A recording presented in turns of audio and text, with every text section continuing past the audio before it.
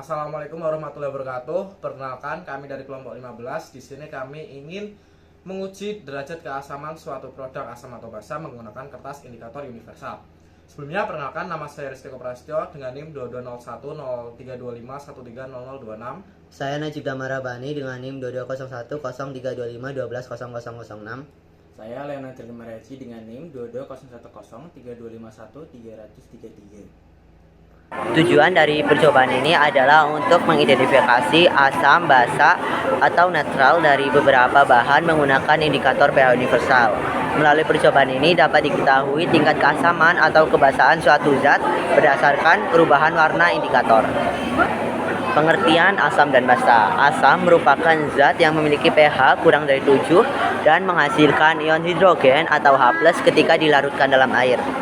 Sementara itu, basa adalah zat yang memiliki pH lebih dari 7 dan menghasilkan ion hidroksida atau OH- dalam larutan. Zat yang memiliki pH tepat di angka 7 disebut netral. Terdapat beberapa metode yang dapat digunakan untuk mengukur tingkat keasaman atau tingkat kebasahan suatu zat. Di antara yang pertama ada indikator lakmus, yaitu kertas indikator yang akan berubah menjadi warna merah dalam larutan asam dan jadi warna biru dalam larutan basa. Selanjutnya ada indikator alami seperti ekstrak kolungu atau kunyit yang menunjukkan perubahan warna sesuai dengan pH larutan. Yang ketiga ada indikator pH universal, yaitu indikator yang menunjukkan perubahan warna pada rentang pH 0 hingga 14. Warna yang muncul dapat dibandingkan dengan skala warna untuk menentukan nilai pH secara lebih akurat. Pada percobaan kali ini dilakukan pengukuran derajat keasaman suatu larutan yang akan kita uji dengan metode indikator universal. Jadi, caranya itu dilakukan dengan mencelupkan kertas indikator ke dalam larutan yang akan kita uji derajat keasamannya. Prinsip dari metode ini sendiri itu suatu indikator asam basa terdapat pada indikator universal, yaitu pada kertasnya, akan berubah warna mengikuti derajat keasaman suatu larutan yang akan kita uji.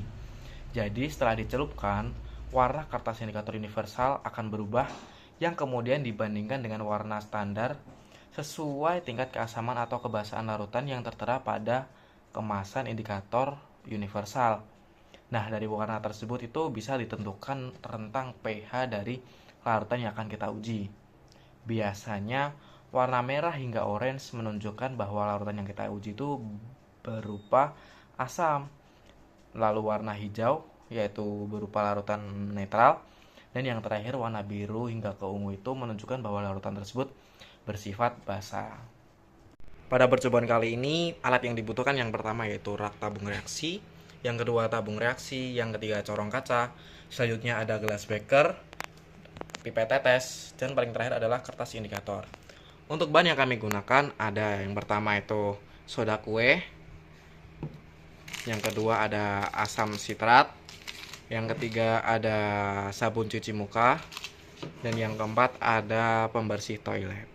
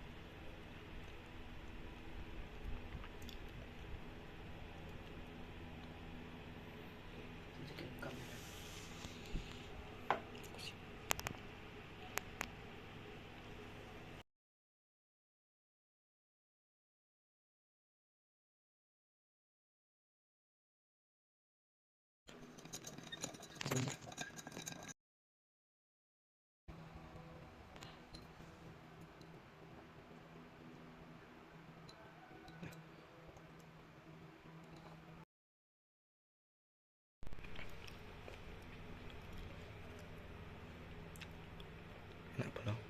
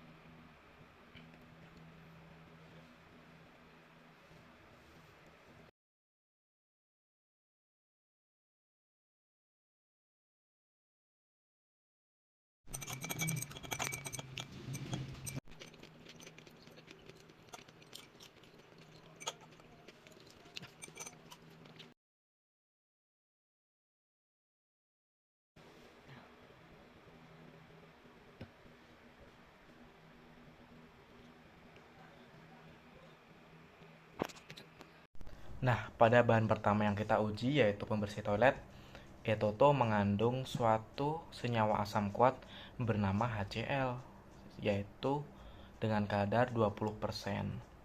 Dari MSDS sendiri, HCl itu termasuk dalam asam kuat yang memiliki pH rentang 1 hingga 2. Jadi, kenapa kok pembersih toilet itu memiliki pH yang rendah atau bisa dibilang asam? Nah, pembersih toilet sendiri itu sebelumnya terbuat dari HCl atau H2SO4 berupa senyawa asam kuat. Mengapa harus asam? Karena beberapa kerak merupakan larutan atau suatu senyawa yang bersifat basa, sehingga perlu asam untuk mereaksikan agar terbentuk suatu garam, sehingga dari garam tersebut tuh akan mudah larut dalam air dan mudah dibersihkan. Nah, dari itu sendiri tuh akan membantu kita dalam membersihkan kerak-kerak di toilet. Selain itu, sifat asam juga membantu membunuh mikroorganisme dan bakteri yang menempel pada toilet kita. Begitu. Jadi, pada percobaan selanjutnya yaitu pada bahan sabun cuci muka bermerek Half, itu tuh sebelumnya dalam kemasan sabun itu sendiri tuh diklaim memiliki rentang pH sebesar 5,5. Setelah kita uji, hasil tersebut sesuai. Setelah kita uji dengan indikator universal, larutan yang mengandung sabun cuci muka Half tersebut itu memiliki pH sekitar 5. Jadi, mengapa kok pH dari sabun cuci muka itu bisa dibilang sedikit asam? Karena pH itu sendiri itu atau pH dari sabun cuci muka tersebut dibuat sesuai dengan pH kulit kita, yaitu berkisar antara 4,5 hingga 5. Dengan rentang pH tersebut, kita bisa menjaga lapisan pelindung alami kulit atau biasa disebut acid mantle yang berfungsi melindungi bakteri, polusi, dan kehilangan kelembapan. Jika sabun cuci muka terlalu basah, maka akan merusak lapisan pelindung kulit, sehingga bikin kulit terasa kering, terasa iritasi, atau mudah iritasi, bahkan memicu jerawat. Dengan pH sedikit asam sesuai dengan indikator atau hasil pengujian sebelumnya, itu tuh akan membuat muka kita menjadi lebih bersih tanpa merusak keseimbangan kulit dengan menjaga kelembapan dan membantu mencegah pertumbuhan bakteri penyebab masalah kulit. Baik, pada kesempatan kali ini saya akan menjelaskan tentang hasil percobaan pengukuran pH dari asam sitrat.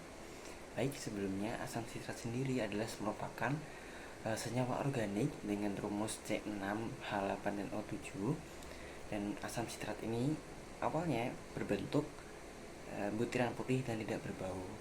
Nah, jadi pada kesempatan kali ini sebelum kami tes dengan kertas universal, kami encerkan terlebih dahulu asam sitrat dengan air secukupnya pada tabung reaksi. Nah, setelah dilarutkan dengan air, maka setelah itu kami baru tes dengan kertas universal tadi. Nah, setelah dites dengan tes kertas universal, ditemukan bahwa asam sitrat ini memiliki rentang pH di pH 2. Nah, jika dibandingkan dengan literatur, asam sitrat ini memiliki rentang pH dari 1,8 hingga 2,5. Nah, yang menunjukkan bahwa asam sitrat ini sesuai namanya adalah senyawa asam gitu. Nah, tetapi asam sitrat ini merupakan senyawa asam lemah. Kenapa? Karena asam sitrat ini tidak sepenuhnya teroksidasi dalam air, yang merupakan salah satu ciri dari asam lemah.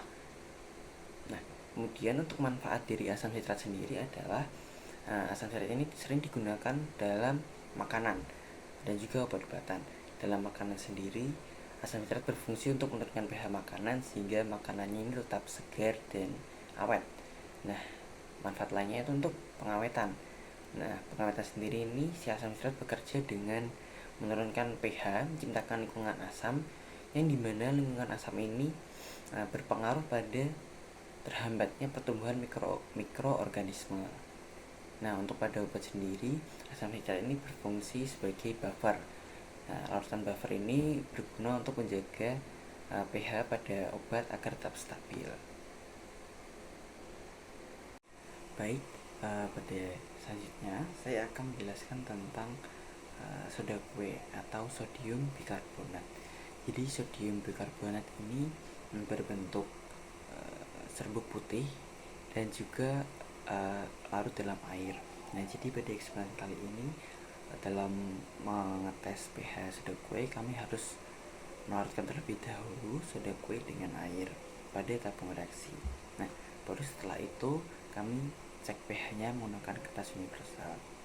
Nah, pada pengecekan kali ini ditemukan bahwa soda kue memiliki pH 9 setelah dicocokkan dengan kertas universal. Pada literatur, soda kue umumnya memiliki pH antara 8 hingga 9 yang menandakan bahwa soda kue ini merupakan senyawa basa.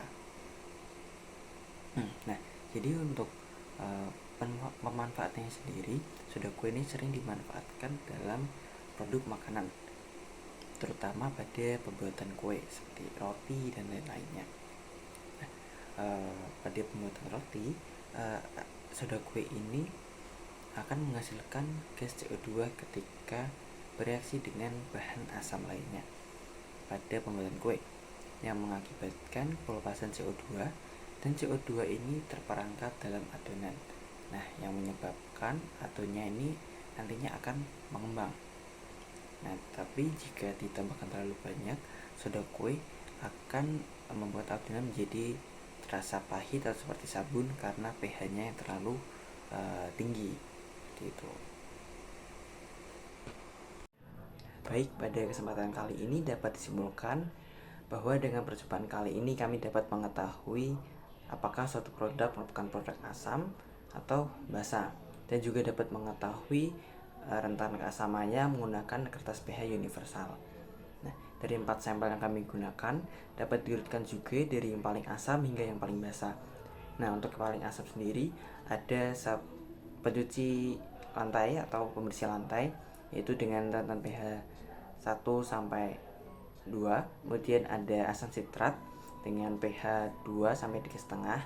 Kemudian ada sabun cuci muka dengan rentan pH 5. Dan yang terakhir ada soda kue dengan rentan pH 8 sampai 9. Nah, dari percobaan kali ini kami juga dapat mengetahui manfaat dari keasaman suatu produk atau kebatan suatu produk. Contohnya pada asam sitrat, keasaman pada asam sitrat berguna untuk menstabilkan pH dan juga membuat makanan lebih awet dan tahan lama dari pertumbuhan mikroorganisme atau jamur.